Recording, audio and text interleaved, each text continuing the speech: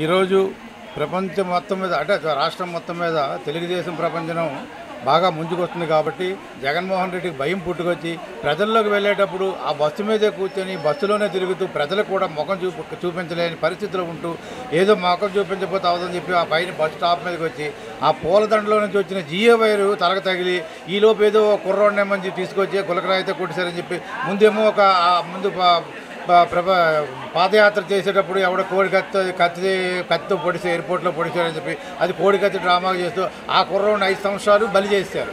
ఇప్పుడేమో కొత్తగా ఈ నాటకం ఏంటంటే ఏదో చిన్న గులకరాయి వచ్చి అబ్బాయి వచ్చి కొట్టేశాడని చెప్పి ఇప్పుడు ప్రజలు ఏంటంటే యూత్ని వాడుకొని ఈయన రాజకీయ పబ్బం గడుపుకోవడం కోసం చెప్పి ఏదో రకంగా పెద్దలను మభ్యపెడుతూ అదే ప్లాస్టర్ వేసుకుంటూ ఆ ప్లాస్టర్ ఏమో అనకూడదు కానీ చిన్నపిల్లలకి తీసుకొచ్చిన టైప్ కూడా ఉండదు. ఆ తీసుకొచ్చే ప్లాస్టర్లో సింపతి కోసం సింపతి వస్తే ఈ రోజులో ప్రజలు నమ్మలేదు. నిన్న 5 సంవత్సరాలు నమ్మి ప్రజలను మోసం చేశాను.